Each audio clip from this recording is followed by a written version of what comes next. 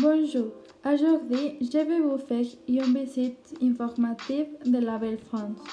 La France est une région connue dans le monde entier pour ses attraits touristiques, sa gastronomie et ses beaux musées.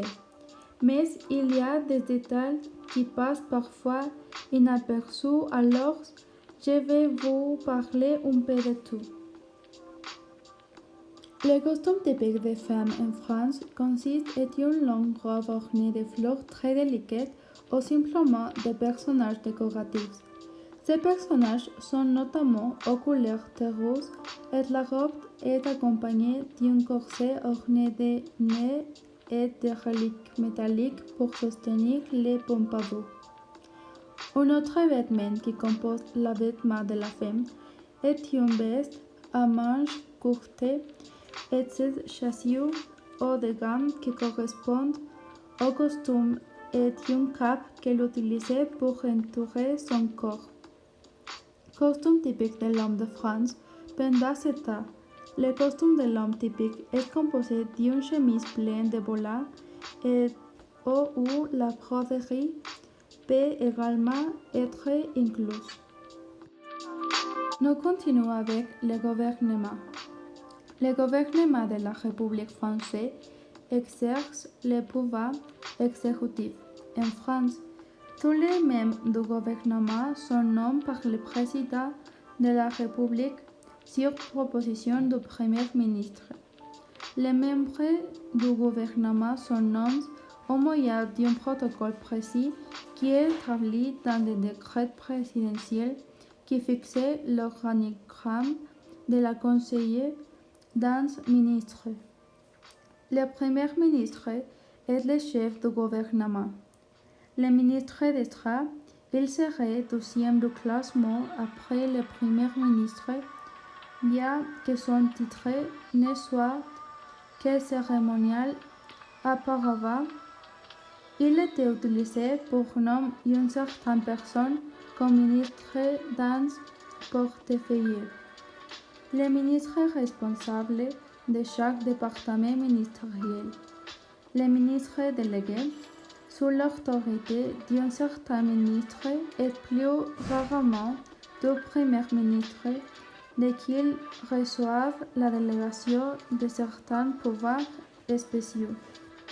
Les secrétaires d'État, ils sont les derniers échelons de la hiérarchie ministérielle, se plaçant sous l'égide d'un ministère ou parfois du Premier ministre.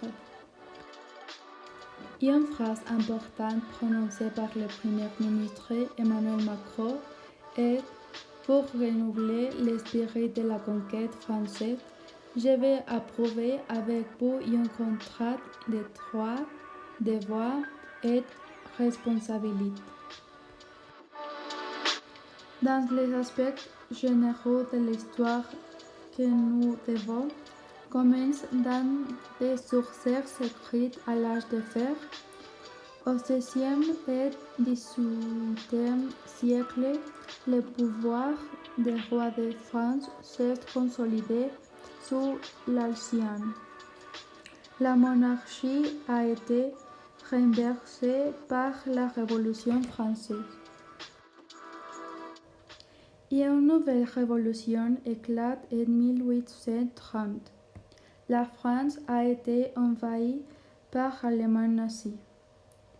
Et finalement, la Cinquième République française est le régime républicain en vigueur en France depuis 5 octobre 1958. D'autre part, nous pouvons analyser l'économie de ce pays. L'économie française est la cinquième économie mondiale avec un produit intérieur brut de 2,92 milliards de dollars en 2021 en termes absolus. À niveau régional, la France est la deuxième économie d'Europe. L'industrie chimique est un secteur clé pour la France car elle permet de développer d'autres activités manufacturiers et contribuent à la croissance économique. L'industrie touristique française est une composante importante de son économie. La France est la destination la plus visitée au monde. En changeant de sujet, nous pouvons continuer avec la démographie en l'analysant à partir du poids d'informations les plus récentes disponibles. Avant janvier 2021, 68,11 millions de personnes vivaient en France. Le pays a une densité de 93,59 habitants par kilomètre carré. Environ 75% de la population vit dans les centres urbains. Culture française. La France a des contributions exceptionnelles à l'humanité dans les domaines de la science, des lettres, de l'art et d'autres connaissances. La France hérita encore aujourd'hui de la réputation d'être un pays fondateur en termes de protocoles et de bonnes manières. Il y a des traditions précieuses, notamment la gastronomie, dans laquelle se distinguent ses fromages et ses vins, ainsi que la haute couture et quelques autres traditions liées de luxe. L'un des principaux costumes est les repas de famille, qui sont respectés malgré le rythme rapide de leur ville. Un autre coutume français est de ne pas manger entre les repas ou de boire sans boissons qui gâchent le goût de l'aliment. Si une famille vous a invité pour manger, la ponctualité c'est fondamental et il est recommandé que la toilettage personnelle soit formelle. Sa gastronomie est également un élément clé de sa culture, plus que tout en raison de la grande variété de plats.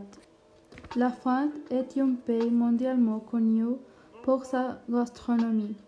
Vous avez sûrement toujours voulu goûter aux délicieux préparés avec du fromage fondu, des viandes molles cuites à vin rouge.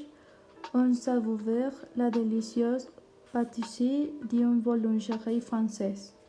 La France proposait une grande variété de plats préparés au four ou cuits à la vapeur.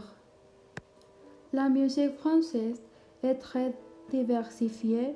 La musique de la France est célébrée dans le monde pour la variété de ses styles et il convient de noter que certains de ces rythmes viennent d'Amérique latine, d'Afrique et d'Asie, qui par l'immigration et les colonies ont influencé les rythmes et les notes français, mais qu'au fil du temps, ils sont reconnus comme les leurs typiques de la France. L'art en France, roman, Renaissance, classicisme, surréalisme. Tout au long de l'histoire, les différents mouvements artistiques français ont laissé leur empreinte. Des ateliers romains au musée d'art contemporain, en passant par les cathédrales gothiques et les paysages qui ont inspiré les peintres impressionnistes. Découvrez la riche patrimoine français. Enfin, je vais vous parler du sport en France. Le sport en France joue un rôle important dans la société française et le pays a une histoire sportive réussie. Le sport le plus populaire en France est le football. Depuis, ils ont obtenu de très bons résultats et ont à leur tour participé en 12 tournois et compétitions mondiales. Ce sera tout pour cette occasion. Merci beaucoup d'avoir regardé cette vidéo. Au revoir.